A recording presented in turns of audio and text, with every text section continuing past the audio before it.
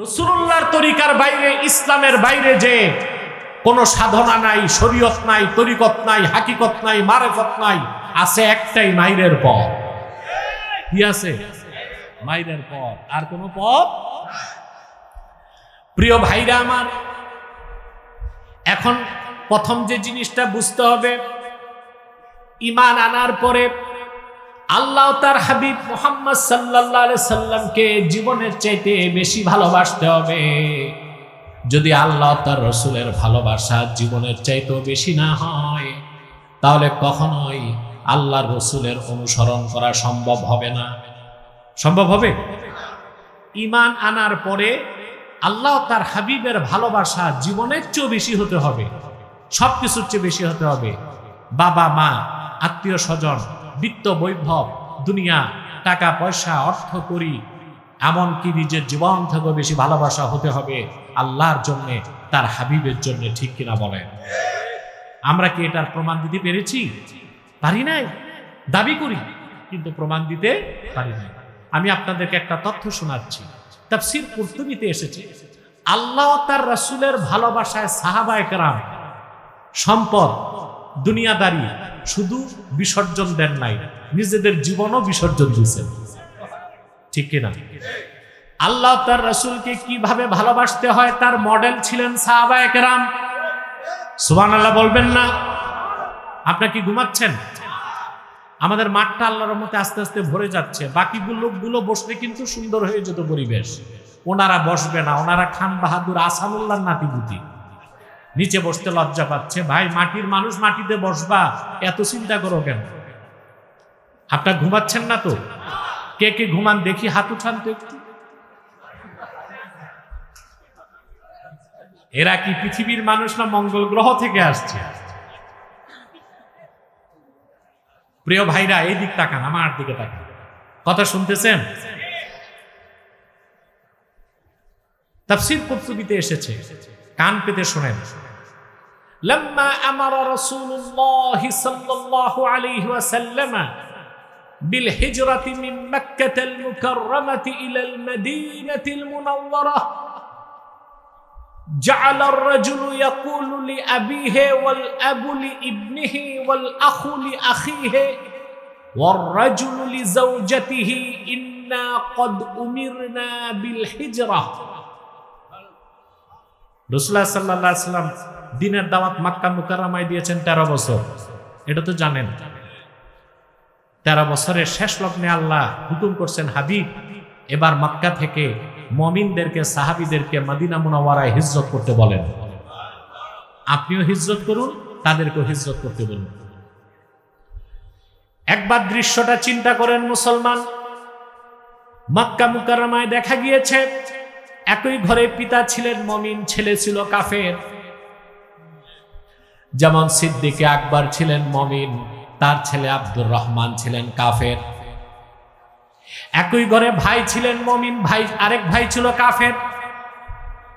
মুসাব বিন উমাইর ছিলেন মুমিন, তার ভাই আমের বিন উমাইর ছিলেন কাফের। একই ঘরে পিতা মুমিন, সন্তান কাফের, সন্তান মুমিন, পিতা কাফের। কিন্তু যখন হিজরতের হুকুম হলো, সাহাবায়ে কেরামের সামনে নেমে আসলো চরম পরীক্ষা। এখন বাপ সন্তান বাপকে ছাড়তে হবে, বাপ সন্তানকে ছাড়তে হবে, ভাই বোনকে ছাড়তে হবে, বোন ভাইকে ছাড়তে হবে, স্বামী স্ত্রীকে ছাড়তে হবে, স্ত্রী স্বামীকে ছাড়তে হবে। রাসূলুল্লাহ সাল্লাল্লাহু আলাইহি সাল্লামের জলিলুল কদর সাহাবীগণ এক মুহূর্ত দেরি করলেন না।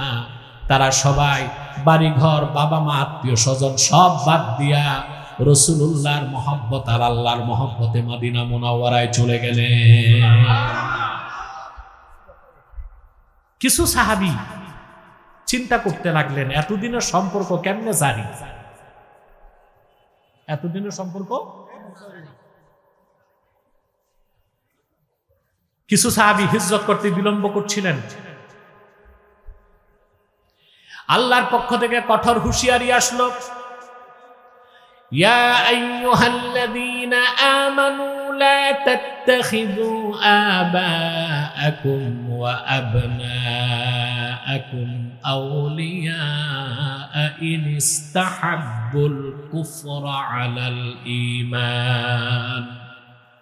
আল্লাহ তাআলা ঘোষণা করলেন, হে বিশ্বাসীগণ, মুমিনগণ, তোমরা তোমাদের পিতাদেরকে, তোমরা তোমাদের সন্তানদেরকে আপন বানিও না যদি তারা ঈমানের উপর কুফরকে প্রাধান্য দেয়। অর্থাৎ তারা যদি ঈমানকে প্রাধান্য না দেয়, কুফরকে প্রাধান্য দেয়, তোমরা যারা মুমিন তাদের সাথে তাদের কোনো সম্পর্ক রাখা যাবে না। সাহাবায়ে কেরাম বাকিরাও অন্যান্য সাহাবীগণ হিজরত করছেন, তারপরও কিছু সাহাবী রয়ে গেলেন। এতদিনের সম্পর্ক, কি সম্পর্ক! পিতা পুত্র, ভাই ভাই, ভাই বোন, স্বামী স্ত্রী। এটা কঠিন পরীক্ষা না ভাই? জিটা তো ঠিক মতো কইলেন না। কথা বোঝা যাচ্ছে? শব্দে শব্দে আমার প্রতিটা শব্দ বোঝা যাচ্ছে? সারা শব্দ দিবেন, তাহলে আমি বুঝবো যে আমি কবরস্থানে না মাহফিলে আছি। কিছু সাহাবী রয়ে গেলেন, তারা তখন হিজরত। এবার আল্লাহর পক্ষ থেকে চূড়ান্ত ঘোষণা আসলো সূরাতুত তাওবাতে। আল্লাহ 24 নম্বর আয়াত নাজিল করে দিলেন, কুল ইন কানা আবাউকুম ওয়া আবনাউকুম ওয়া ইখওয়ানুকুম ওয়া আজওয়াজুকুম ওয়া আশীরাতুকুম ওয়া আমওয়ালুন ইকতারাফতুমুহা ওয়া তিজারাতুন তাকশাউনা কাসাদাহা ওয়া মাসাকিনু তারদাউনাহা আহাব্বা ইলাইকুম মিনাল্লাহি ওয়া রাসূলিহি ওয়া জিহাদিন ফি সাবিলিহি ফাতারাব্বাসু হাত্তা ইয়াতিয়াল্লাহু বিআমরিহি ওয়াল্লাহু লা ইয়াহদিল কওমাল ফাসিকিন।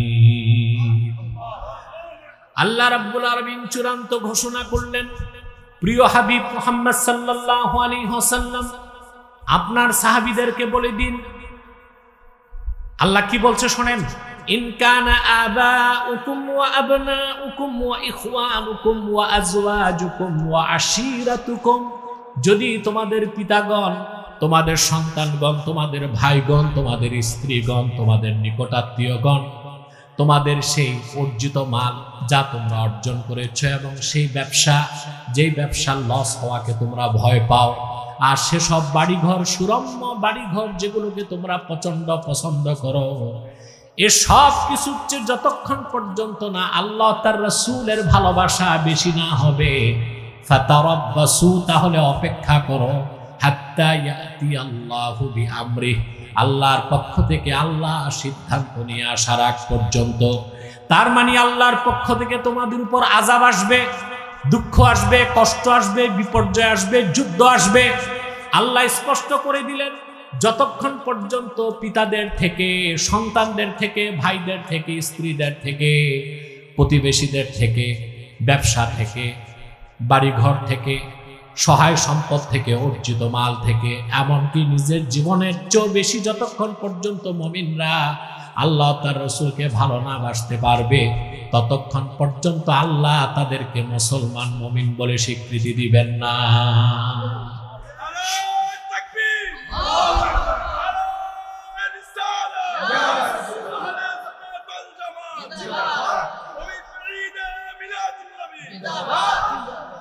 প্রিয় ভাইরা, এই আয়াতের হুকুম ছিল সাহাবায়ে কেরামের জন্য খাস, আমাদের জন্য আম।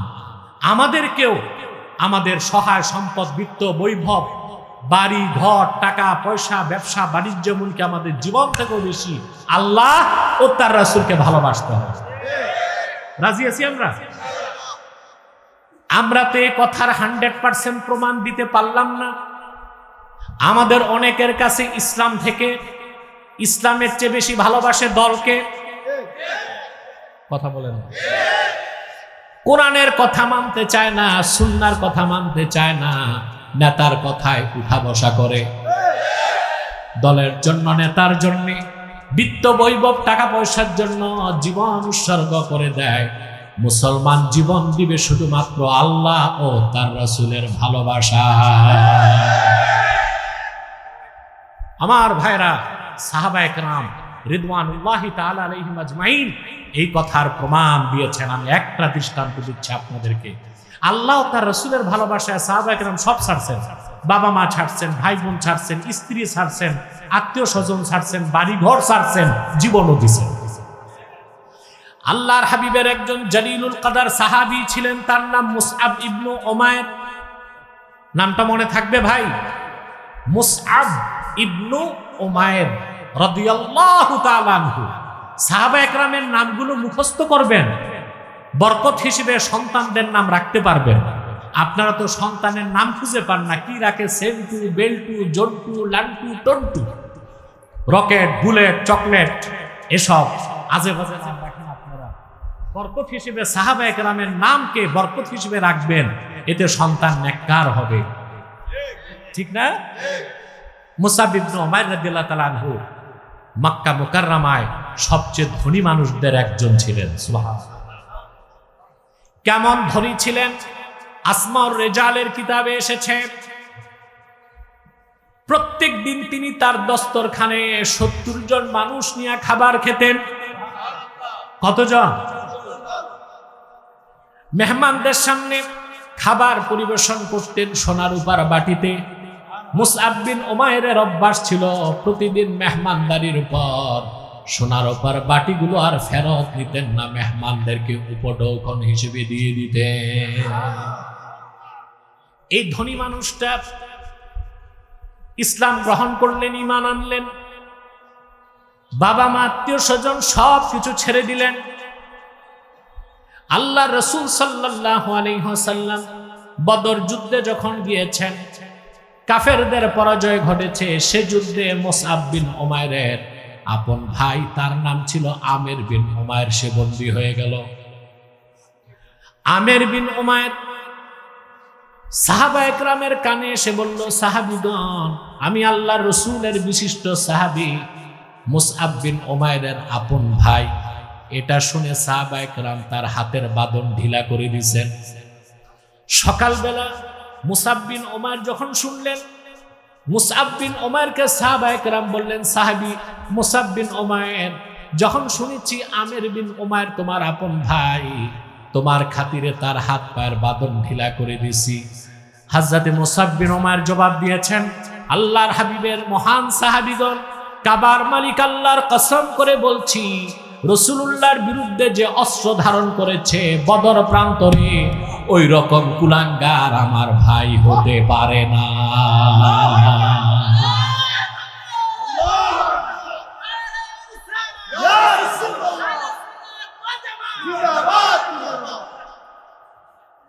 উহুদ যুদ্ধের সময় এই মুসআব বিন উমাইর রাদিয়াল্লাহু তাআলা আনহু আল্লাহর হাবিবের সামনে দাঁড়ায় ছিলেন। উহুদ যুদ্ধের ঘটনা আপনারা জানেন। সাহাবায়ে কেরাম আল্লাহর হাবিবের একটা হুকুম শুধু মানেন নাই। রাসূলুল্লাহ সাল্লাল্লাহু আলাইহি সাল্লাম উহুদ পাহাড়ের এক পাশে তীরন্দাজ সাহাবীদেরকে দাঁড় করায় বলেছিলেন, আমার পরবর্তী নির্দেশের আগে তোমরা এই জায়গা ছাড়তে পারবা না।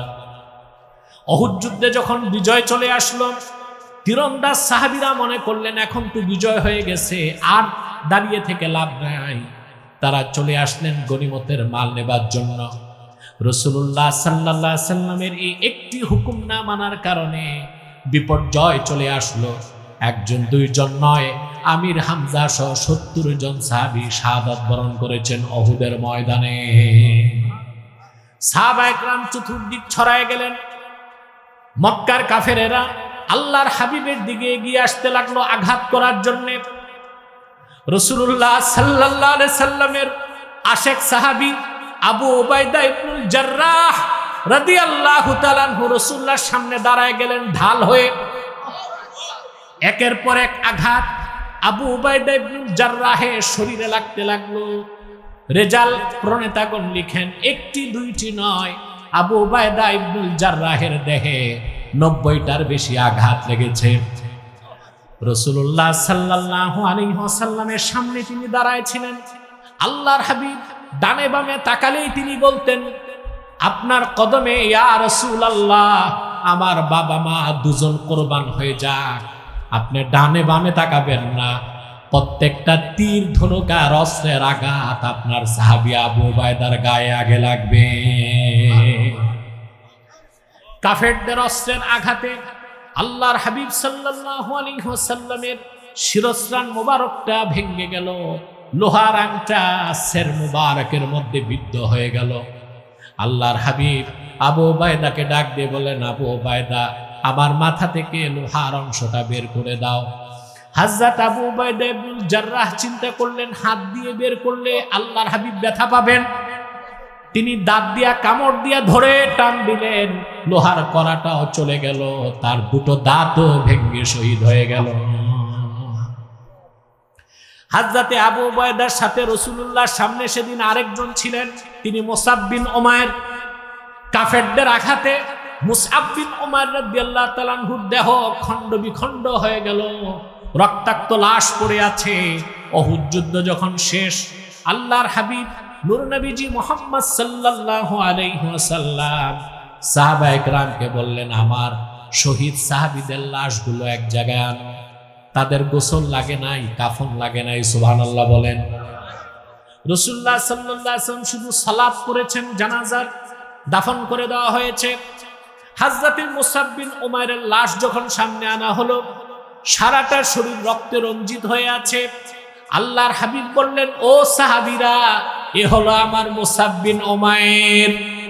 ওয়ালাকাদ রাআইতুহু ওয়া আলাইহি বুরদান লা তুরাফু কিমাতুহুমা ওয়া ইন্না শিরাকা না'লাইহি মিন যাহাবিন। এই মুসআবকে আমি দেখেছি ধনী অবস্থায় এমন দুটো চাদর সে গায়ের মধ্যে জড়াতো, যার মূল্য জানা ছিল না। আর আমার মুসআব যে জুতাটা পায়ে দিয়ে হাঁটতো, সেই জুতার ফিতা ছিল খাঁটি সোনার তৈরি। সব দিলেন, বাপ ভাই আত্মীয় স্বজন পরিবার পরিজন সব ছাড়লেন, মক্কা থেকে হিজরত করে মদিনাতুল মুনাওয়ারাতে চলে আসলেন। উহুদ ময়দানে নিজের জীবনটাও আল্লাহর রাসূলের কদমে উৎসর্গ করে দিলেন। বলেন সুবহানাল্লাহ। আমরাও সাহাবায়ে কেরাম যেভাবে ভালোবাসতেন ওইভাবে ভালোবাসতে চাই, তাহলেই আল্লাহ রাসূলের তরিকা দ্বীন ইসলামকে মানা সম্ভব হবে, ওনার সুন্নতকে মানা সম্ভব হবে। ঠিক কিনা বলেন মুসলমান? আমার ভাইয়েরা, আল্লাহর হাবিব নবীজি মুহাম্মদ মুস্তাফা সাল্লাল্লাহু আলাইহি ওয়াসাল্লাম টাইম কত? হ্যাঁ, মৌলভী সাহেব 15 মিনিট দেরি করতে পারতো না আজানটা আজকে? বলে রাখা তো দরকার ছিল। হ্যাঁ,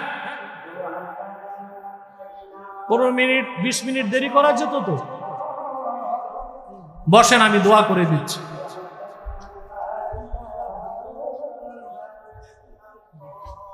তোমরা বলো নাই কমিটিকে?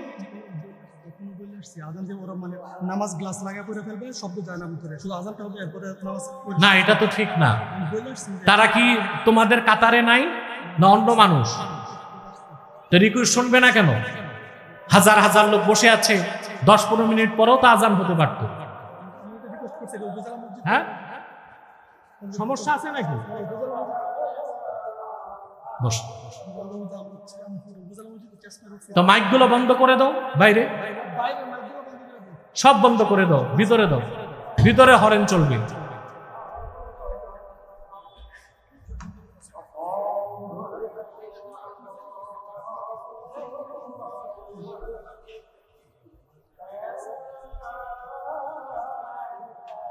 এটা হচ্ছে সদিচ্ছার অভাব। ওই মৌলভী সাহেব মুয়াজ্জিন সাহেবরা দাওয়াত দেন নাই, তো দাওয়াত দিলে তো আসার কথা, থাকার কথা। আমরা আমাদের ভিতরটা পরিষ্কার করতে পারলাম না, এটাই দুঃখ। সাধারণ জনগণের দোষ নাই, দোষ এই মৌলভীদের মধ্যে। আল্লাহ এদের হেদায়েত করুক। বাইরে মাইক বন্ধ করে দাও, ভিতরে আওয়াজ থাকলেই চলবে। আপনারা যারা আছেন বসে যান, আর 10-15 মিনিটে আমি বক্তব্য শেষ করে দিচ্ছি ইনশাআল্লাহ। প্রিয় ভাইরা, বাইরে আওয়াজ যাচ্ছে না তো? ঠিক আছে। প্রিয় ভাইরা, আল্লাহর হাবিব মুহাম্মদ সাল্লাল্লাহু আলাইহি ওয়াসাল্লামের ভালোবাসা, আল্লাহর ভালোবাসা জীবন থেকে বেশি হলো কিনা বুঝবো কেমন? প্রশ্ন আসে না? আমার ভাইয়েরা, সহিহ বুখারীর হাদিস, আল্লাহর হাবিব ইরশাদ করেছেন, সালাসুম মান কুন্না ফীহি ওয়াজাদা হালাওয়াতাল ঈমান। তিনটি খাসলাত, তিনটি বৈশিষ্ট্য যার মধ্যে একত্রিত হয়ে যাবে, ঈমানের মধুর স্বাদ সে পেয়ে যাবে। কয়টা খাসলত? গণনা করেন কয়টা? প্রথম হচ্ছে মান কানা আল্লাহু ওয়া রাসূলুহু আহাব্বা ইলাইহি মিম্মা সিওয়াহুমা। প্রথম খাসলত হচ্ছে ব্যক্তির নিকট আল্লাহ তার রাসূল মুহাম্মদ সাল্লাল্লাহু আলাইহি ওয়াসাল্লাম সকল কিছুর চেয়ে অধিক প্রিয় হবেন, বলেন সুবহানাল্লাহ। দুই নাম্বার খাসলত, ওয়া মান ইউহিব্বুল মারআ লা ইউহিব্বুহু ইল্লা লিল্লাহ। ব্যক্তি ব্যক্তিকে ভালোবাসবে শুধুমাত্র আল্লাহর জন্য। তিন নাম্বার হচ্ছে ওয়া মান ইয়াকরাহু আই ইয়াউদা ফিল কুফরি বাদা ইদ আনকাযাহুল্লাহ কামা ইয়াকরাহু আই ইউলকা ফিন নার। ঈমান আনার পরে, মুমিন হবার পরে আবার কাফের হওয়াকে সে ওই রকম অপছন্দ করবে যেভাবে তাকে জ্বলন্ত আগুনে নিক্ষেপ করাকে অপছন্দ করবে। অর্থাৎ সে তার জীবন দিবে, ঈমান দিবে না। কয়টা খাসলত? এই তিনটা খাসলত যখন বান্দার মধ্যে চলে আসবে, তার কাছে সে ঈমানের মধুর স্বাদ পেয়ে যাবে। তখন তাকে কেটে টুকরা করলে, আগুনে জ্বালিয়ে ভস্ম করে দিল, সে জীবন দিবে, ঈমান দিবে না।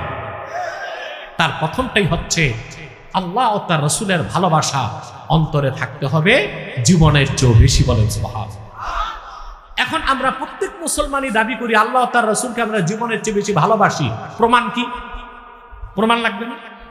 বুখারী শরীফের প্রসিদ্ধ সবগুলো ব্যাখ্যা গ্রন্থের মধ্যে এসেছে। ফাথুল বারি শারহু সহিহ বুখারী, ইরশাদুস সারি শারহু সহিহ বুখারী, উমদাতুল কারি শারহু সহিহ বুখারী, তিনটা সরার মধ্যে ব্যাখ্যা গ্রন্থে এসেছে। শুনতেছেন? ইন্না সামারাতা মাহাব্বাতিল্লাহি আযজা ওয়া জাল্লা ইমতিসালু আওয়ামিরিহি ওয়া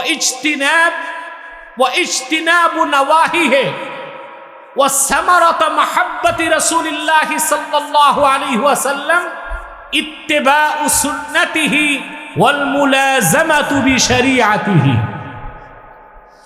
আল্লাহকে ভালোবাসার প্রমাণ হচ্ছে যে ব্যক্তি জীবনের চেয়ে বেশি আল্লাহকে ভালোবাসবে, সে আল্লাহর হুকুমগুলো মানবে, নিষেধগুলো ছাড়বে। আর যে ব্যক্তি মুহাম্মদ সাল্লাল্লাহু আলাইহি সাল্লামকে জীবনের চাইতে বেশি ভালোবাসবে, সে জীবনের সকল ক্ষেত্রে আল্লাহর হাবিব মুহাম্মদ সাল্লাল্লাহু আলাইহি ওয়াসাল্লামের দ্বীন ইসলামের অনুসরণ করবে, ওনার সুন্নতের অনুসরণ করবে, ওনার শরীয়তকে দাঁত দিয়া কামড় দিয়া ধরবে।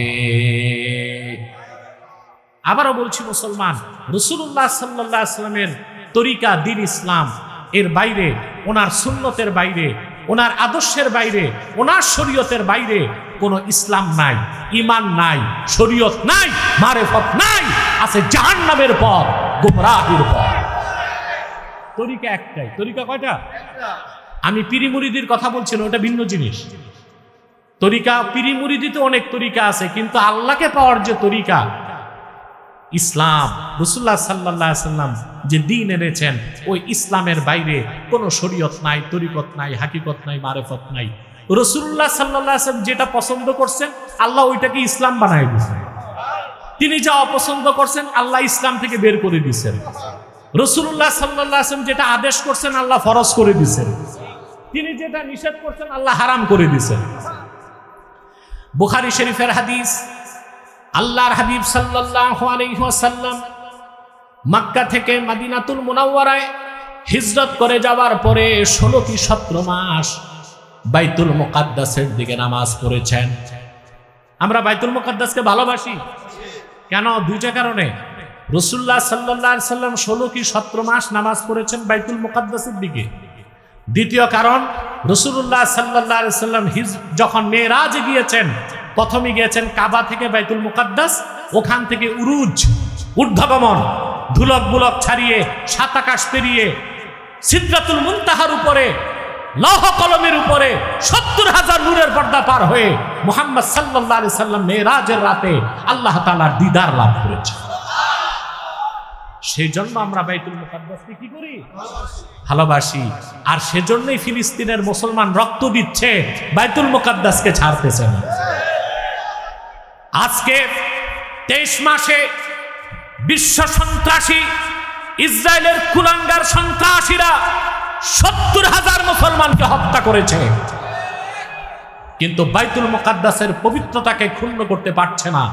সেদিন বাকি নাই যেই দিন বিশ্ব মানচিত্র থেকে যুক্তরাষ্ট্র পরাজিত হবে, ইসরায়েল নামক রাষ্ট্র মুছে যাবে, ফিলিস্তিন স্বাধীন হবে ইনশাআল্লাহ।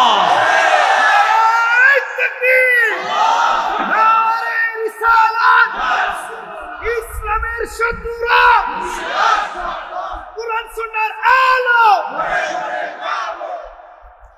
প্রিয় ভাইরা, বাইতুল মুকাদ্দাসের দিকে রাসূলুল্লাহ সাল্লাল্লাহু আলাইহি সাল্লাম কত মাস নামাজ পড়েছেন? 16 কি 17 মাস। এখানে সাক্ষ্যের রাবী আছে।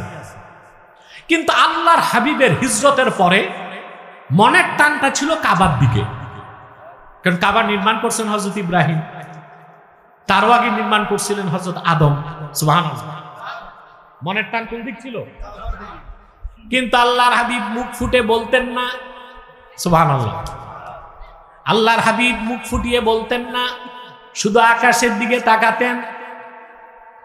আল্লাহ তাআলা ডাক দিয়ে বললেন, কদ নারা তাকাল্লুবা ওয়াজহিকা ফিস সামা। প্রিয় হাবিব মুহাম্মদ সাল্লাল্লাহু আলাইহি ওয়াসাল্লাম, আপনি বারবার আকাশের দিকে তাকান, তা আমি দেখি, তার মানে দেখতে ভালো লাগে। সুবহানাল্লাহ বলেন। অচিরেই আমি কিবলাকে পরিবর্তন করে দিব সেই দিক যেটাকে আপনি পছন্দ করেন। কোরআন সাক্ষ্য দেয়, হাদিস সাক্ষ্য দেয়, রাসূল করিম সাল্লাল্লাহু আলাইহি ওয়াসাল্লাম মদিনা মুনাওয়ারার মধ্যে একটি মসজিদ আছে, তার নাম এখন মসজিদ জুল কিবলাতাইন, দুই কিবলার মসজিদ। সেখানে আল্লাহর হাবিব সাল্লাল্লাহু আলাইহি ওয়াসাল্লাম আসরের নামাজ পড়তেছিলেন। যখন আল্লাহর হাবিব 2 রাকাতের শেষে রুকুতে গেলেন, সুবহানাল্লাহ, ওই সময় আল্লাহ ওহী নাজিল করলেন, ফাওয়াল্লি ওয়াজহাকা শাতরাল মাসজিদিল হারাম। হাবিব, আপনার চেহারাটা কাবার দিকে ঘুরান। সুবহানাল্লাহ বলবেন না? আল্লাহর হাবিব সাল্লাল্লাহু আলাইহি ওয়াসাল্লাম নামাজ ছাড়লেন না। নামাজের মধ্যে আল্লাহর হাবিব সাল্লাল্লাহু আলাইহি ওয়াসাল্লাম সাহাবায়ে কেরামকে নিয়ে বাইতুল মুকাদ্দাস থেকে বাইতুল্লাহর দিকে ঘুরে গেলেন। তাহলে বোঝা যাচ্ছে ভাইরা, আল্লাহর হাবিব যেটা পছন্দ করেছেন ওইটা কি আল্লাহ দিন বানায় দিয়েছেন? তিনি যেটা অপছন্দ করেছেন ওইটা আল্লাহ বদ্দিন বানায় দিয়েছেন। তিনি যা আদেশ করছেন সেটা ফরজ হয়ে গেছে, তিনি যা নিষেধ করছেন তা হারাম হয়ে গেছে। তার মানে আল্লাহর হাবিবের অনুসরণের বাইরে ইসলাম বা ঈমান বলতে কোনো কিছু না। আজ পথভ্রষ্ট বুদ্ধিজীবীরা মাথা নষ্ট করতেছে যুবকদের। ঢাকা বিশ্ববিদ্যালয় মাথা নষ্ট করে কি করে? বলে আমরা পলিটিক্যাল ইসলাম চাই না, আমরা রেডিক্যাল ইসলাম চাই না, আমরা সুফিবাদী ইসলাম চাই। ইসলামের কি ভাগ আছে? প্যাটার্ন আছে? ভার্সন আছে? মানুষ যেটা বানায় ওইটার না ভার্সন থাকে, মানুষ যেটা বানায় ওইটার না প্যাটার্ন থাকে। আল্লাহ যেটা পাঠাইছেন এটার কি ভার্সন আছে নাকি? ইসলাম একটাই। আল্লাহ রসুল যেটা নিয়ে এসেছেন সেটাই ইসলাম। সেই ইসলামের সবচেয়ে বড় সনদ হচ্ছে আল কোরআন। সুবহানাল্লাহ বলেন। প্রিয় ভাইরা, ইসলামী রাজনীতি পূর্ণাঙ্গ ইসলাম নয়, পূর্ণাঙ্গ ইসলামের অংশ।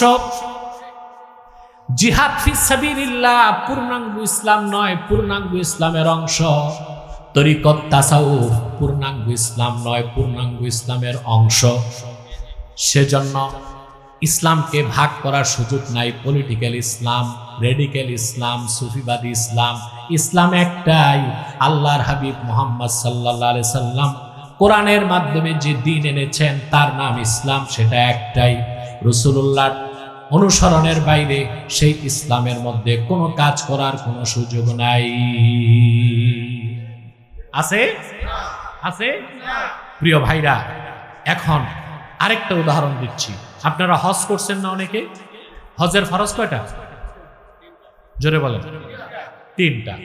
তাওয়াফে জিয়ারাত, কাবা শরীফের তাওয়াফ ফরজ, ইহরাম বাঁধা ফরজ, উকুফে আরাফা, আরাফার ময়দানে থাকা, এটা কি ফরজ। এই হজের ব্যাপারে আল্লাহ তাআলা কোরআন কারীমে বলেছেন, ওয়ালিল্লাহি আলান নাসি হিজ্জুল বাইতি মান ইসতাতাআ ইলাইহি সাবিলা। মানুষদের মধ্যে যারা মুমিন তাদের জন্য, যারা সক্ষম কাবা পর্যন্ত পৌঁছতে, তাদের জন্য আবশ্যক করা হয়েছে কাবার হজ। কিসের হজ? হজ তো কাবায়, কোথায়? হজ কি? হজ হচ্ছে কসদুম মাকসুস ফি মাকানিম মাকসুস ফি ওয়াক্তিম মাকসুস, নির্ধারিত সময়ে নির্ধারিত জায়গায় নির্ধারিত কাজ। এই জন্য হজের কোনো তুলনা নাই। কেউ যদি হজের তুলনা অন্য কোনো জায়গায় দেয় সে কাফের হয়ে যাবে, কারণ হজ হচ্ছে শিআরে ইসলাম, এটার অবমাননা করার কোনো সুযোগ নাই। প্রিয় ভাইরা, আল্লাহ বললেন হজ হচ্ছে বাইতুল্লাহ, হজ হচ্ছে বাইতুল্লাহ। আপনাদের কাছে আমার প্রশ্ন, হজের দিন 9 তারিখ, জিলহজ মাসের 9 তারিখ, লক্ষ লক্ষ হাজি কি বাইতুল্লাহ থাকে না আরাফায় থাকে? কেন? কারণ আল্লাহর হাবিব বলেছেন আল হাজ্জু আরাফা, হজের সবচেয়ে বড় ফরজ কাজ আরাফাতে অবস্থান। সেই জন্য আল্লাহ হজের 3 ফরজের মধ্যে সবচেয়ে বড় ফরজ বানায় দিয়েছেন আরাফাতের ময়দানে অবস্থানকে। বলেন সুবহানাল্লাহ। রাসূলুল্লাহ সাল্লাল্লাহু আলাইহি ওয়াসাল্লাম যেটা পছন্দ করেছেন আল্লাহ দিন বানায় দিয়েছেন, উনি যা অপছন্দ করছেন দিন থেকে বের করে দিয়েছেন। তিনি যা আদেশ করছেন ফরজ করে দিয়েছেন, তিনি যা নিষেধ করছেন হারাম করে দিয়েছেন। এই জন্য আল্লাহ বলেছেন ইন কুনতুম তুহিব্বুনাল্লাহ ফাত্তাবিউনি, হাবিব আপনি বলুন যদি তোমরা আল্লাহকে পেতে চাও, আল্লাহকে ভালোবেসে থাকো, আমার অনুসরণ করো। রাসূলুল্লাহ সাল্লাল্লাহু আলাইহি ওয়াসাল্লামের ইত্তেবার বাইরে কোনো দিন নাই, ইসলাম নাই, নাজাত নাই, মুক্তি নাই, সফলতা নাই, কল্যাণ নাই। আমরা মুসলমান এখানেই ধরা পড়ে গেছি।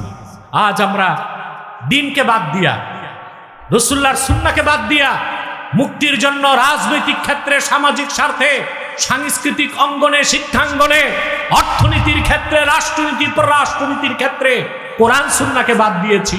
কাফের, মুশরিক, বেঈমান, তাগুতদের মতাদর্শকে গ্রহণ করেছি। এটাই আমাদের ধ্বংসের, পতনের একমাত্র কারণ। মুসলমান আমরা যদি এই মানব রচিত তন্ত্রমন্ত্র মতবাদ থেকে মুখ ফিরাতে পারি, রাসূলুল্লাহর সুন্নাহের মুখাপেক্ষী হতে পারি, আল্লাহ তাআলা আমাদেরকে জান্নাত দিবেন। শুধু তা না, জান্নাতও দিবেন, দুনিয়াতেও আল্লাহ আমাদেরকে নেতৃত্ব, কর্তৃত্ব, সম্মান এনে দিবেন। বলেন সুবহানাল্লাহ।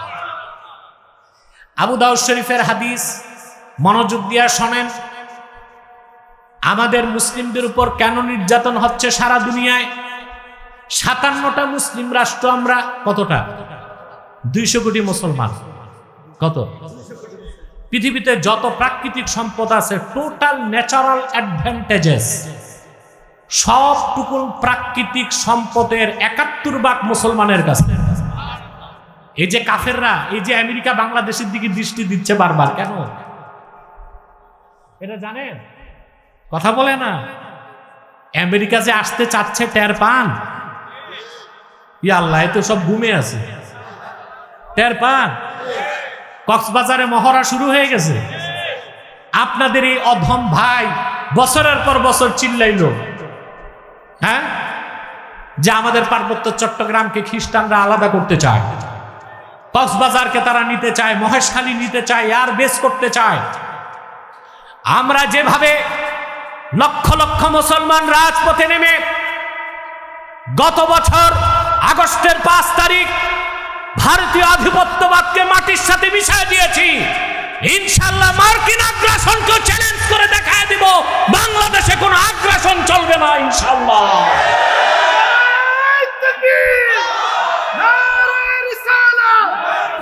বিশ্বের মুসলিম ইসলামের শত্রুরা, বাংলাদেশের শত্রুরা।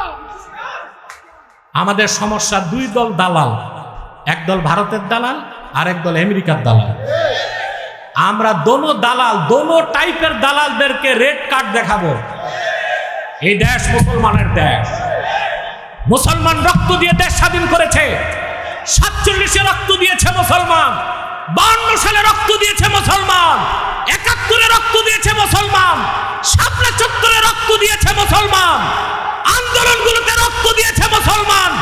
মুসলমানের রক্তের বিনিময়ে অর্জিত সোনার বাংলার 1 ইঞ্চি জায়গায় কোন আধিপত্যবাদকে আগ্রাসনের কালো হাতের থাবা বসাতে দেওয়া হবে না, হবে না, হবে না।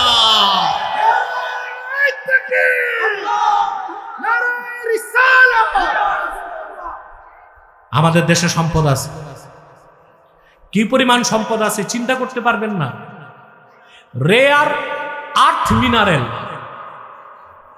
এই যে রকেট চলে দেখছেন, এখানে যে ব্যাটারি থাকে, আকাশে স্যাটেলাইট আছে কতগুলো জানেন? 11,000-এর বেশি স্যাটেলাইট আছে মহাশূন্যে, 11,000-এর বেশি।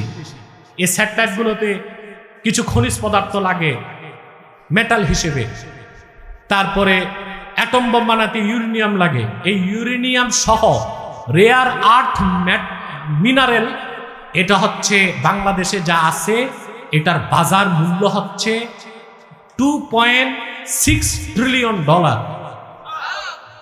এই সম্পদের লোভে আমার দেশে আসতে চায়। সম্পদ আল্লাহ কম দেন নাই, আমাদেরকে বেশি দিচ্ছেন। সুবহানাল্লাহ। আমরা 200 কোটি মুসলমান, 57টা দেশ আমাদের, সম্পদ আমাদের বেশি। আমরা মার খাচ্ছি একটা কারণে, আমরা রাসূলুল্লাহর সুন্নাহ আল্লাহর কোরআনকে বাদ দিয়া মানুষের তৈরি করা মন গড়া মতাদর্শ মতবাদকে গ্রহণ করেছি। এটাই হচ্ছে আমাদের পরাজয়ের বিপর্যয়ের একমাত্র কারণ। আল্লাহর হাবিবের ইরশাদ করেছেন, আবু দাউদ শরীফের হাদিস, ইযা তাবায়াতুম বিল ঈনাহ ওয়া আখাযতুম আযনাবাল বাকর ওয়া রাদিতুম বিয-যার'i ওয়া তারাকতুমুল জিহাদ সাল্লাল্লাহু আলাইকুম যুল্লান লা ইয়ানজি'ুহু হাত্তা তারজি'ু ইলা দীনিকুম। ইযা তাবায়াতুম বিল ঈনাহ, যখন তোমরা এমন ব্যবসা করবে যে ব্যবসা সুদের সাদৃশ্য রাখে। সুদ সুদ বুঝেন না? এখন তার সুদের ওয়াজ হয় না,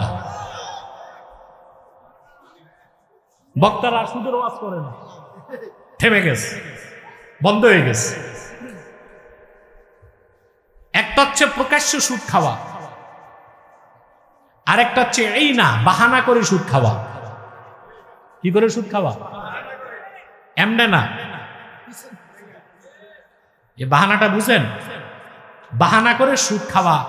আউনুল মাবুদে এই হাদিসের ব্যাখ্যায় লেখা হয়েছে, আল বাইআতুল্লাতী তাতাশাব্বাহু বির-রিবা, যে ব্যবসাটা পুরাপুরি সুদ না, সুদের সাদৃশ্য আছে।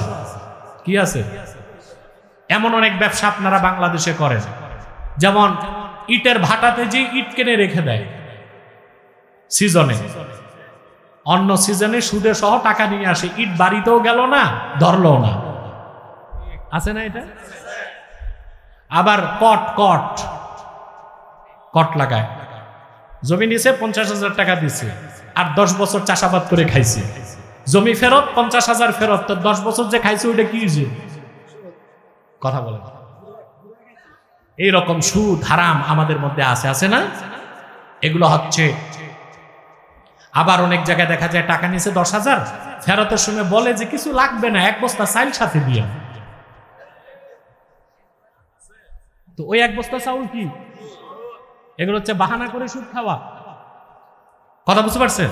রাসূলুল্লাহ সাল্লাল্লাহু আলাইহি ওয়াসাল্লাম বলেছেন, ইযা তাবায়াতুম বিল ঈনা, যখন তোমরা ব্যবসা করবে এমন ব্যবসা যা সুদের সাদৃশ্য রাখে, ওয়া আখাযতুম আযনাবাল বাকর, গরুর লেজকে আঁকড়ে ধরবে, ওয়া রাদিতুম বিয-যার'i, কৃষিতেই সন্তুষ্ট থাকবে, আখিরাতের চিন্তা ছেড়ে দিবা, ওয়া তারাকতুমুল জিহাদ, জিহাদকে বাদ দিবা, সাল্লাল্লাহু আলাইকুম যুল্লা, আল্লাহ তোমাদের উপর তখন বেইজ্জতিকে সুপর্দ করবেন, লাঞ্ছনা বঞ্চনা তোমাদের উপর দিয়ে দিবেন। লা ইয়ানজিউহু হাত্তা তারজিউ ইলা দীনিকুম, ততক্ষণ পর্যন্ত সেই লাঞ্ছনা আল্লাহ সরাবেন না যতক্ষণ না তোমরা আবার দ্বীনের পথে ফিরে আসো। তাহলে আমাদেরকে দ্বীনে ফিরতে হবে। কিসে? দিন হচ্ছে কোরআন সুন্নাহ, ঠিক কিনা বলেন? রাসূলুল্লাহর সুন্নাহর বাইরে কোনো দিন নাই। সেজন্য আল্লাহ রাব্বুল আলামিন বলেছেন, কুল ইন কুনতুম তুহিব্বুনাল্লাহ ফাত্তাবিউনি ইউহিব্বুকুমুল্লাহ। প্রিয় হাবিব মুহাম্মদ সাল্লাল্লাহু আলাইহি সাল্লাম, আপনি বলে দিন, যদি তোমরা আল্লাহকে ভালোবেসে থাকো, ফাত্তাবিউনি, আমার অনুসরণ করো, ইউহিব্বুকুমুল্লাহ, আল্লাহ তোমাদেরকে ভালোবাসবেন, ওয়া ইয়াগফির লাকুম যুনুবাকুম, তোমাদের জীবনের গুনাহগুলো মাফ করে দিবেন, আল্লাহু গফুরুর রহিম। তারপরে আয়াতে আল্লাহ বলেন, কুল আতিউল্লাহা ওয়ার রাসূলা ফাইন তাওয়াল্লাউ ফাইন্নাল্লাহা লা ইউহিব্বুল কাফিরিন। প্রিয় রাসূল হাবিব আমার মুহাম্মদ সাল্লাল্লাহু আলাইহি সাল্লাম, আপনি আরো বলে দেন, তোমরা আল্লাহর আনুগত্য করো, তার রাসূলের আনুগত্য করো, যদি এর থেকে মুখ ফিরায় নাও, নিশ্চয়ই কাফেরদেরকে আল্লাহ ভালোবাসেন না। তার মানে আল্লাহর আখিরি নবী নূর নবীজি মুহাম্মদ মুস্তাফা সাল্লাল্লাহু আলাইহি ওয়াসাল্লাম ১৫০০ বছর আগে আল্লাহর কাছ থেকে যে পূর্ণাঙ্গ জীবন বিধান দিন ইসলাম এনেছেন, সেই দিনকে গ্রহণ না করলে, ওনার সুন্নতকে অনুসরণ না করলে, ওনার শরীয়তকে না মানলে মুসলমান হওয়া যাবে না। আর যে মুসলমান হবে না, সে কোনোদিন সুন্নি কিংবা আশিক হইতে পারে না। তাহলে আমাদের প্রথম কাজ হচ্ছে, আমরা বিশ্বাস পুরা রাখতে হবে দিন ইসলামের, শরীয়তের, আর সুন্নতকে বিশ্বাস করে যথাসাধ্য আমল করতে হবে। পারবো তো ইনশাআল্লাহ ভাই? আমি আজকে কয়েকটা ওয়াদা নিতে চাই। 5 ওয়াক্ত নামাজ পড়তে হবে আপনাদেরকে। খাঁটি সুন্নি আশিক যদি হতে চান, আমরা সবাই ইসলামকে বিশ্বাস করি, সুন্নতকে বিশ্বাস করি, ঘাটতিটা আমাদের আমলের মধ্যে, ঠিক কিনা? 5 ওয়াক্ত নামাজ কারা কারা পড়বো? হাত তুলে দেখেন, হাত লম্বা করেন, বলেন ইয়া আল্লাহ, ওয়াদা করছি আজ থেকে 5 ওয়াক্ত নামাজ জামাতের সাথে পড়ব। যদি ছুটে যায়, তওবা করে কাজা হিসেবে আদায় করে নিন। হাত নামা। কয়েকটা সুন্নতের অভ্যাস আপনাদের রাখতে হবে, প্রচুর রহমত বরকত পাবেন। তার একটা হচ্ছে দস্তরখানে খাবেন। কিসে? দস্তরখান কিনতে টাকা লাগবে? দস্তরখানে কি করবেন? খাবার খাবেন। আর মেসওয়াক করবেন। কয়বার মেসওয়াক করবেন? 5 ওয়াক্ত নামাজে 5 বার করবো আমরা ইনশাল্লাহ ভাই। বলেন, দস্তরখানে খাবো। দুপুরে খাবার পর সময় নাই, 1 মিনিটের জন্য শুইবেন, তাহলে আপনি কাইলুলা করার সওয়াব পেয়ে যাবেন। রাতে খাবারের পর বাইরে যেতে পারতেছেন না, আপনার বেডরুমে একটু হাঁটাহাঁটি করেন, তাহলে আপনি রাতে খাওয়ার পর হাঁটার যে সুন্নত, এই আমলের সওয়াব পেয়ে যাবেন। আমরা সুন্নত তরিকায় জীবন যাপন করবো, পারবো তো ইনশাল্লাহ? আসুন একটু সালাত ও সালাম পরে দোয়া করবো আমরা, যেন আল্লাহ আমাদের দোয়াকে কবুল করে নেয়। পারবো না ইনশাল্লাহ? মহব্বতে সাল্লাল্লাহু আলা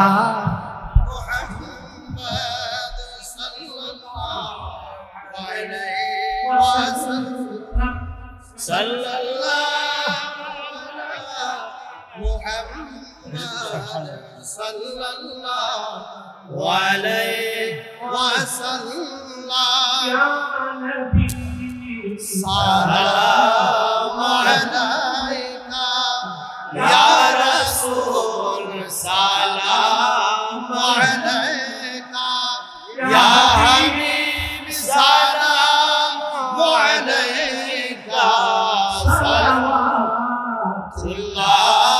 আলাইকা। চমকে সিতারা, হাসিরি का हो इशारा, देख कर रोज़ा प्यारा, फिर कहे हम ख्वाब तुम्हारा। या नबी सलाम अलैका, या रसूल सलाम अलैका, या हबीब सलाम अलैका, सलावतुल्लाह अलैका। मुहम्मदुर रसूलुल्लाह सल्लल्लाहु अलैहि वसल्लम, खतमल्लाहु बिही नुबुव्वह व हतमल्लाह नबी بعده, या नबी সালাম আলাইকা ইয়া রাসূল সালাম আলাইকা ইয়া হাবিব সালাম আলাইকা সালামুল্লাহ আলাইকা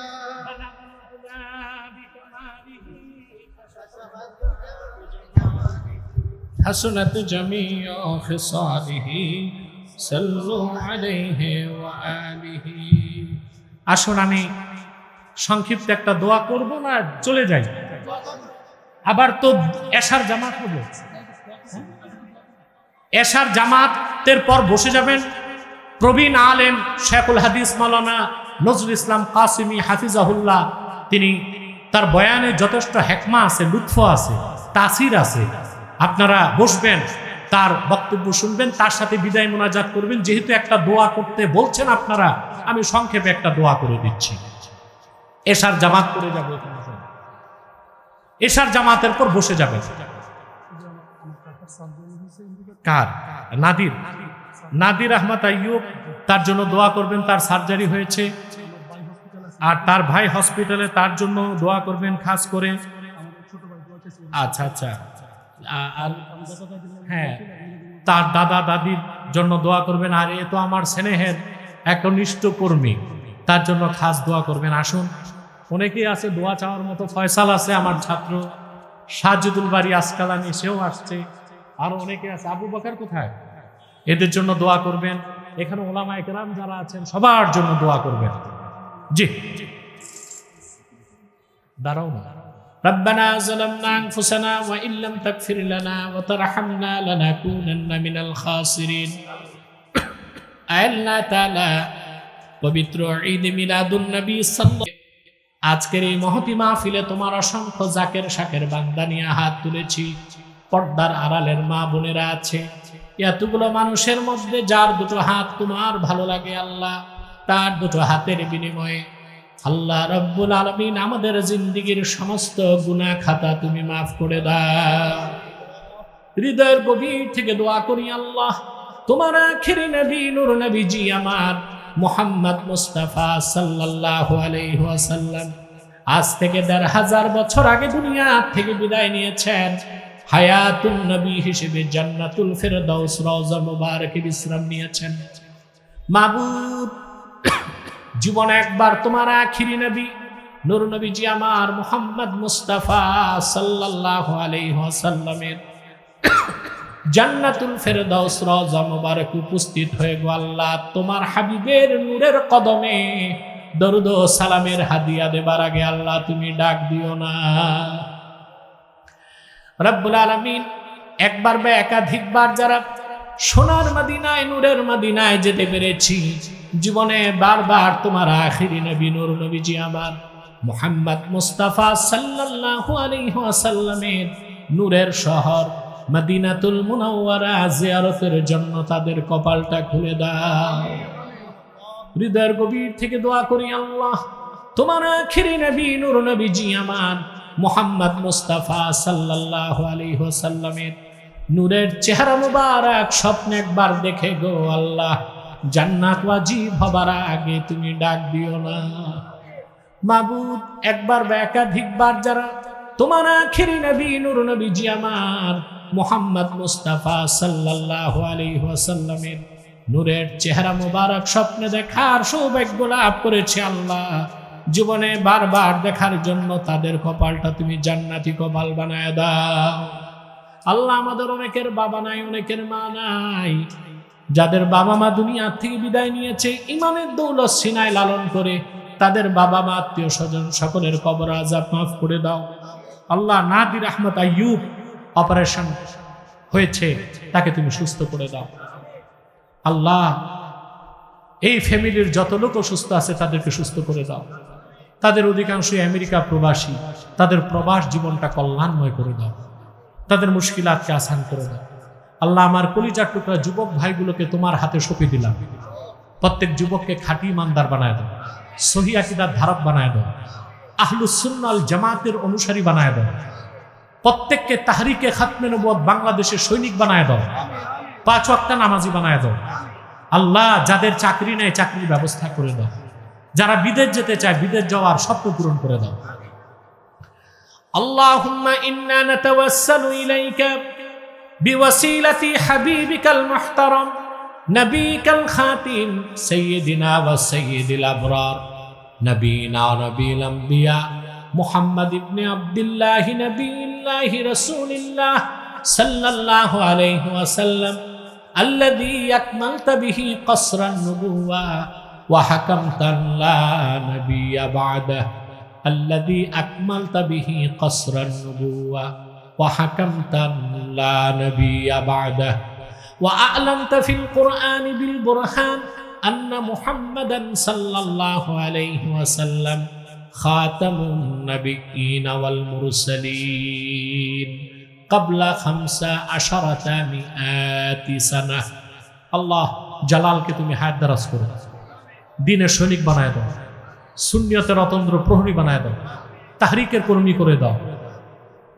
তার মতো যত যুবক এখানে হাত তুলছে প্রত্যেক যুবককে আল্লাহ তুমি তোমার ওলি হিসেবে কবুল করে নাও।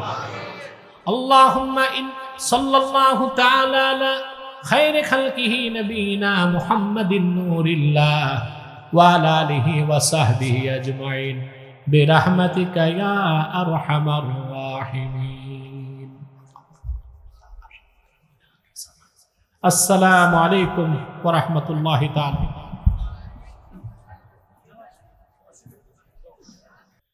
ونشهد أن لا إله إلا الله وحده لا شريك له ونشهد أن سيدنا وحبيبنا ومولانا محمدا عبد الله ورسوله صلى الله عليه وعلى آله وصحبه وسلم الذي أكمل الله به قصر النبوة أي ختم الله به النبوة وحكما لا نبي بعده وأعلن في القرآن بالبرهان أن محمدا صلى الله عليه وسلم خاتم النبيين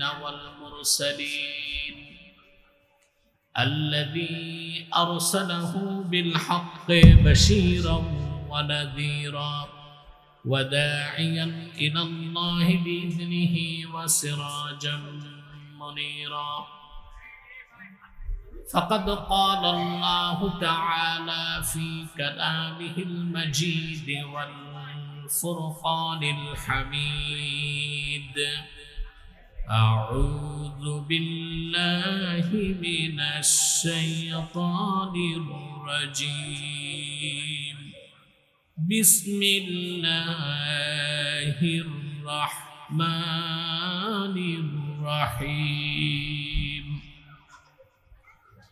قل إن كنتم تحبون الله فاتبعوني يحببكم الله ويغفر لكم ذنوبكم والله غفور رحيم قل أطيعوا الله والرسول فإن تولوا فإن الله لا يحب الكافرين এই ছেলে মাইকম্যান মোবাইল বন্ধ করো, তোমার এত বড় বেয়াদব, তুমি মোবাইল চালাও মাইকের সামনে বসে, যাও সরো এখান থেকে।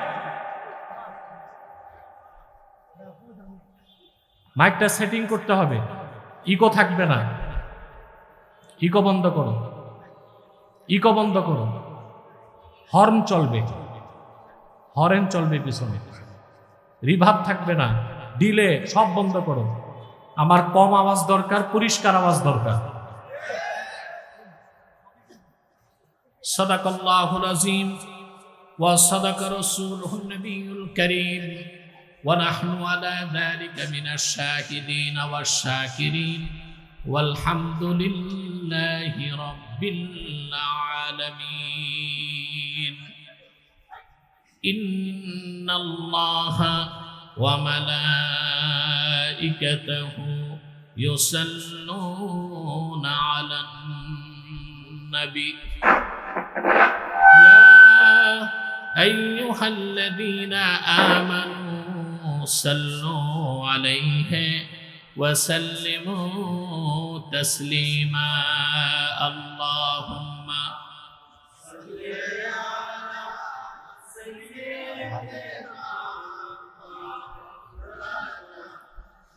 বাড়িতে একটু দূরে তো আমরা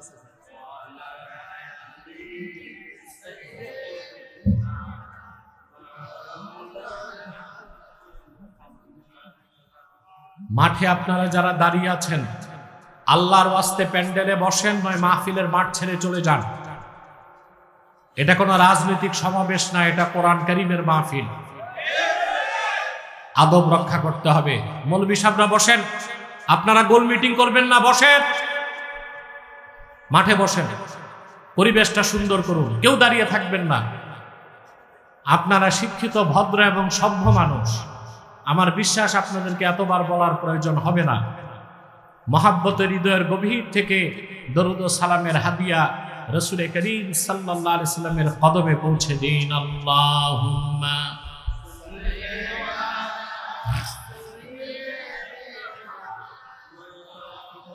ওদের ভলান্টিয়ার নাই, কই আছে?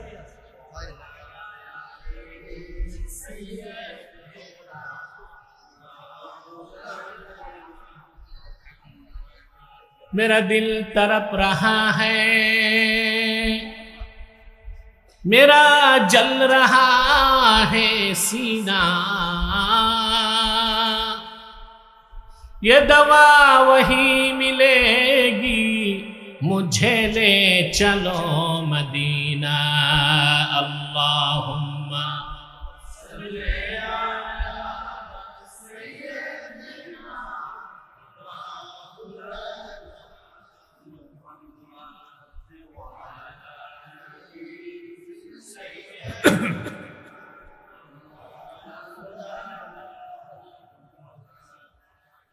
मदीने की हवा से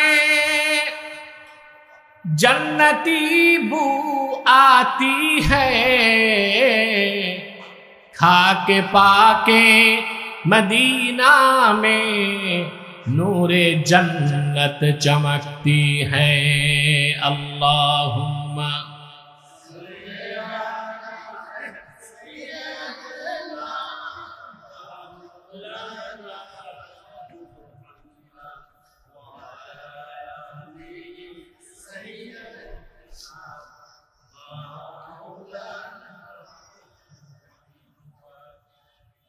मुहम्मदुन रसूलुल्लाह सल्लल्लाहु अलैहि वसल्लम खतमल्लाहु बिहिन नबुव्वा व हकमन ला नबिय्य बअदहु बलगल उला बिकमालिही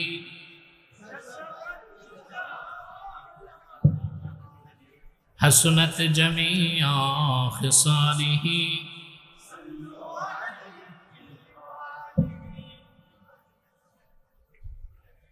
पवित्र ईद मिलादुन नबी सल्लल्लाहु अलैहि वसल्लम उपलक्षे आयोजित आजकेर এ ওয়াজ ও দোয়া মাহফিলের সম্মানিত সভাপতি পীরজাদা মাওলানা আব্দুল্লাহ আল মামুন বারাকাল্লাহু ফি উমরি, হাজারাত উলামায়ে কেরাম, তুলাবায়ে এজাম, বিভিন্ন প্রান্ত থেকে ঝড় তুফান বৃষ্টি বাদলের দিন আজকের এই মহতি মাহফিলে যারা উপস্থিত হয়েছেন, স্বেচ্ছায় সানন্দে স্বতঃস্ফূর্তভাবে মনের আনন্দে, তাদের সকলকে আমার পক্ষ থেকে হৃদয় নিংড়ানো ভালোবাসা, শুভেচ্ছা এবং অভিনন্দন জ্ঞাপন করছি। সবটুকুন শুকরিয়া আল্লাহ সুবহানাহু ওয়া তাআলার জন্যে, যিনি আজকের বরকতপূর্ণ মাহফিলে আমাদেরকে আসার বসার তৌফিক মেহেরবানি করে ভিক্ষা দান করেছেন। সেজন্য আসুন আমরা সকলে একবার অবনত চিত্তে হৃদয়ের আবেগ অনুভূতি উজাড় করে সমবেত কণ্ঠে বলি আলহামদুলিল্লাহ। অগণিত অসংখ্য দরুদ ও সালাম আল্লাহর সৃষ্টির প্রধান আকর্ষণ, বিশ্বসভার সভাপতি, সকল নবী রাসূলগণের মাথার তাজ, শামসুল হিদায়াত, বদরুদ্দুজা, সৈয়দুস সাকালাইন, ইমামুল মুরসালিন, খাতামুন নবিয়্যিন আল মুরসালিন, আফতাবে নবুওয়াত, শাহনশাহে রিসালাত, সরকারে দো জাহাঁ, সুলতানুল মদিনা, নবিউল আম্বিয়া, হুজুরে আকরম, নূরে মুজাসসাম, নূরুন আলা নূর, সৈয়দিনা হাবিবিনা শফিঈনা মাওলানা মুহাম্মদ সাল্লাল্লাহু আলাইহি ওয়াসাল্লামের উপর আল্লাহ তাবারাক ওয়া তাআলা যাকে আজ থেকে প্রায় ১৫০০ বছর আগে প্রেরণ করেছেন, সর্বশ্রেষ্ঠ ও সর্বশেষ নবী ও রাসূল হিসেবে, যার পরে আজ পর্যন্ত পৃথিবীতে অবশ্যই কোনো প্রকার নবী কিংবা রাসূল অবশ্যই আসে নাই, অবশ্যই এখনো নাই, অবশ্যই কিয়ামত পর্যন্ত আসবে না। সম্মানিত সুধী, এই সময়টা ঝড় তুফান বৃষ্টি বাদলের দিন, ঠিক না ভাই? কিন্তু আল্লাহ আমাদেরকে দয়া করছেন কিনা? সেজন্য আরেকবার পড়ি আলহামদুলিল্লাহ। আমরা আল্লাহর কাজে এসেছি, তিনি যদি বৃষ্টি দিয়ে মাহফিলটা পণ্ড করে দেন সেটাও ইনসাফ হবে, কিন্তু তিনি ইনসাফের চেয়ে বড়টা করেছেন ইহসান। আলহামদুলিল্লাহ বলবো না?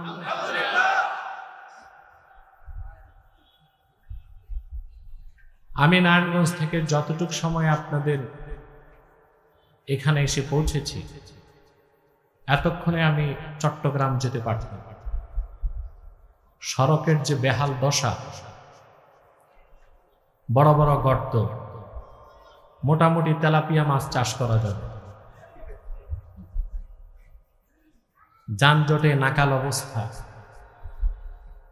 আপনারা জানেন আমি প্রত্যন্ত অঞ্চলে রাতে আসি না, দিনে আসি, আর দিনে তো উড়ে চলে আসি, টের পাওয়া যায় না।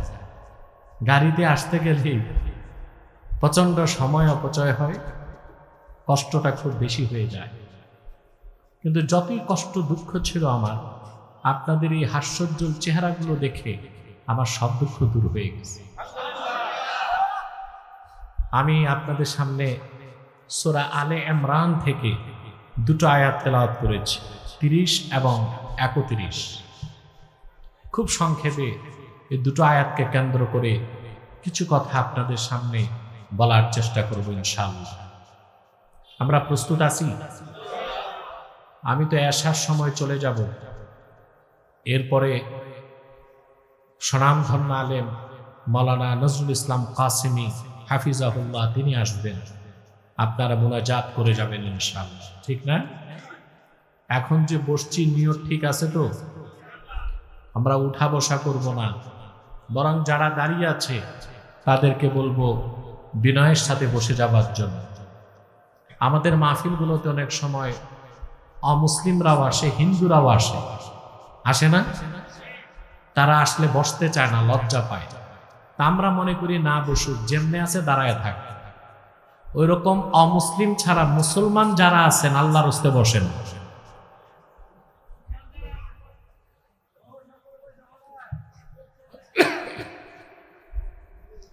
প্রিয় বন্ধুগণ, এরপরও যে বসে নেয় মনে করবেন সে বয়রা।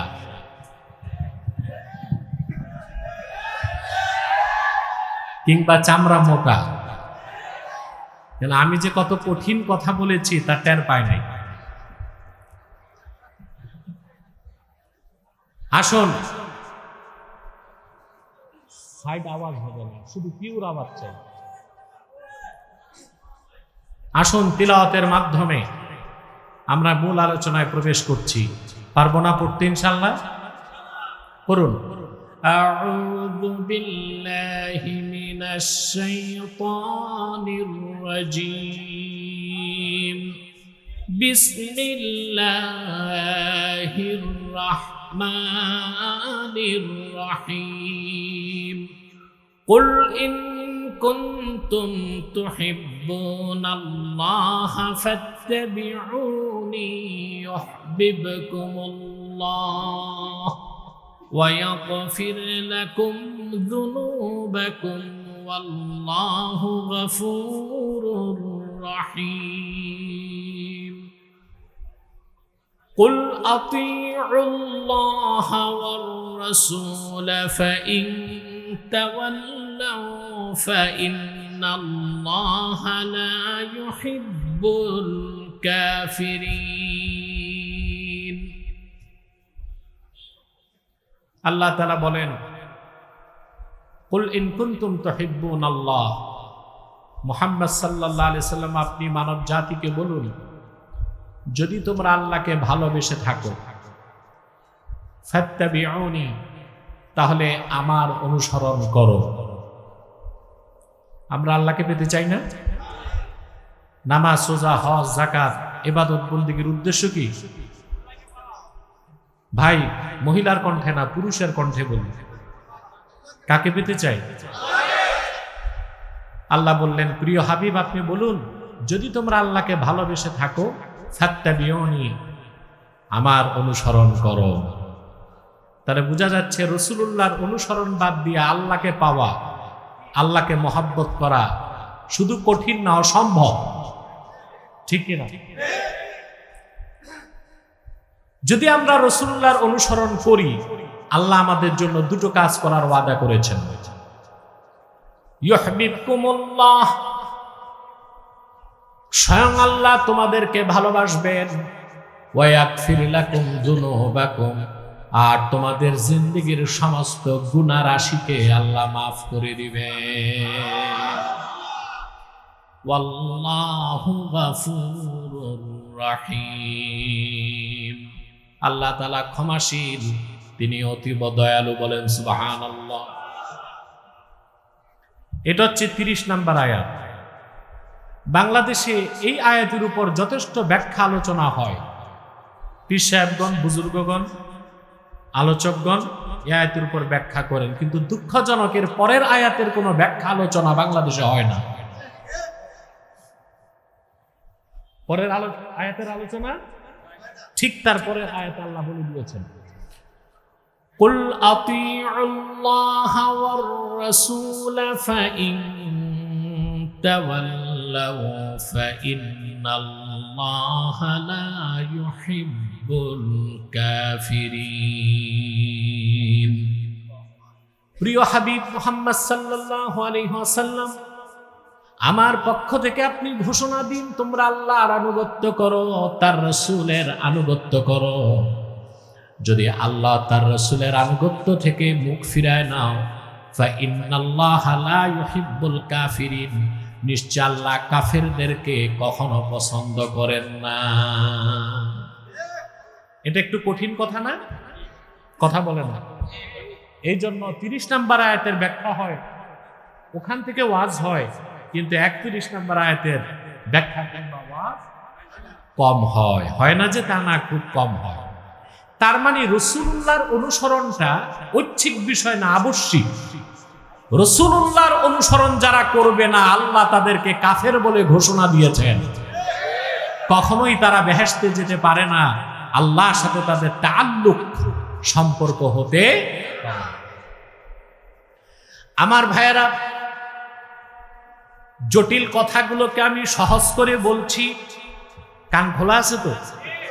মনোযোগ আছে তো? এই পৃথিবীতে ইসলাম ছাড়া যত তন্ত্র আছে, মতবাদ আছে, ধর্ম আছে, ওই ধর্মগুলোর মানুষ যারা আছে, তারা তাদের ধর্মগুলো পালন করে আল্লাহকে পাওয়ার জন্য। উদ্দেশ্য তাদের ভালো, কিন্তু তরিকাটা খারাপ। উদ্দেশ্য, তরিকা খারাপ, ভুল। ভুল কোন তরিকা ভুল কোন পদ্ধতিতে ইবাদত বন্দেগী করে কখনোই আল্লাহ তাআলার সন্তুষ্টি বা ভালোবাসা পাওয়া যাবে না। শুধুমাত্র রাসূলুল্লাহ সাল্লাল্লাহু আলাইহি সাল্লামের দেখানো পথ এবং মত দ্বীন ইসলামের মধ্যে প্রবেশ করে রাসূলুল্লাহর অনুসরণ করলেই আল্লাহকে ভালোবাসা সম্ভব হবে, আল্লাহর বান্দা হওয়া যাবে, জান্নাত পাওয়া যাবে। সুবহানাল্লাহ। আমি দৃষ্টান্ত দিচ্ছি। এই আয়াত কেন নাজিল হলো ইমাম কুরতুবী লেখেন, ইহুদিরা দাবি করত, ইহুদিদের বিশ্বাস ছিল উজাইর হচ্ছে আল্লাহর বেটা। নাউজুবিল্লাহ বলবেন না? তারা বলতো আমরা উজাইরের ইবাদত করি আল্লাহকে পাওয়ার জন্য। খ্রিস্টানরা বলতো ঈসা হচ্ছে আল্লাহর বেটা। নাউজুবিল্লাহ। তারা ঈসার ইবাদত করত কেন? তাদের দাবি ছিল আল্লাহকে পাওয়ার জন্য। উজাইর এবং ঈসা আল্লাহর বেটা ছিল না, নগণ্য দাস ছিল। আর মারিয়াম ছিল আল্লাহর নগণ্য দাসী। ওরা আল্লাহকে পেতে চাইতো ভুল তরিকায়। কোন তরিকায়? মক্কায় যত কুরাইশ কাফের ছিল, আবু জেহেল সহ, ওরা কেউ নাস্তিক ছিল না, ওরা আস্তিক ছিল। আমার আল্লাহর অস্তিত্বকে তারা বিশ্বাস করত। তারা 360টা দেব দেবীর পূজা করত। কল্পিত লাত, মানাত, উজ্জা 360টা দেব দেবীকে খোদা মানত। কেন মানত? কেন ইবাদত করত? তাদেরও চাওয়া ছিল, তাদেরও দাবি ছিল আল্লাহকে পাওয়ার জন্য।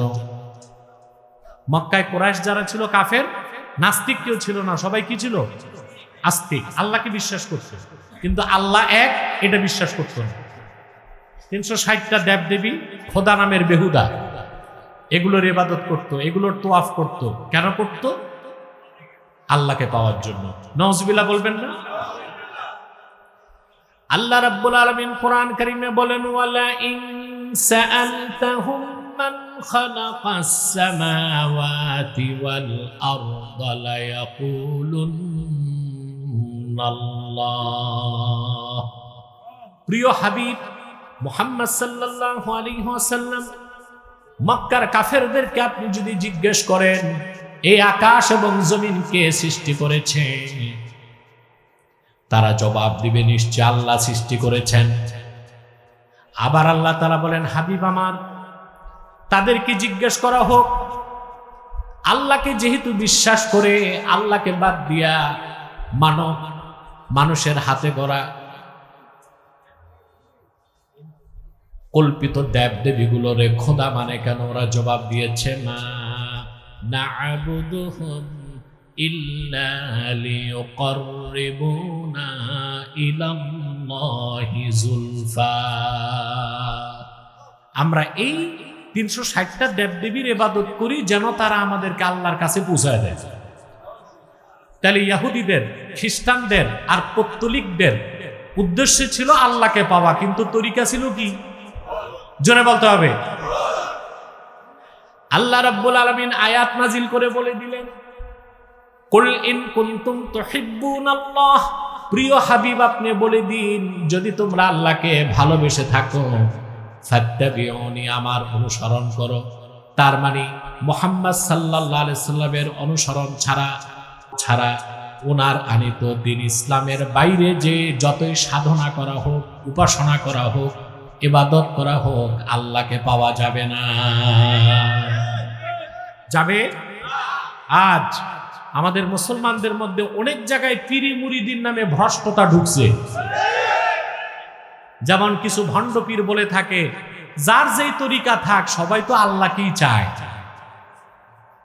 তাহলে তো বলতে হয় ইহুদিদের দোষ কি, খ্রিস্টানদের দোষ কি? ওরাও তো আল্লাহকেই চায়, কিন্তু তরিকা কি? তরিকা কি? কিছু কিছু পিসাব তো বইতে লিখে দিছে, পিসাব বড় ব্যানার লাগাই দিছে, ধর্ম বর্ণ নির্বিশেষে সবার দাওয়াত রইল। নাউজুবিল্লাহ বলবেন না? ধর্ম বর্ণ এটা লেখা যেতে পারে, ধনী গরিব নির্বিশেষে সকল মুসলমানের দাওয়াত রইল। লেখে ধর্ম বর্ণ নির্বিশেষে সকলের দাওয়াত রইল।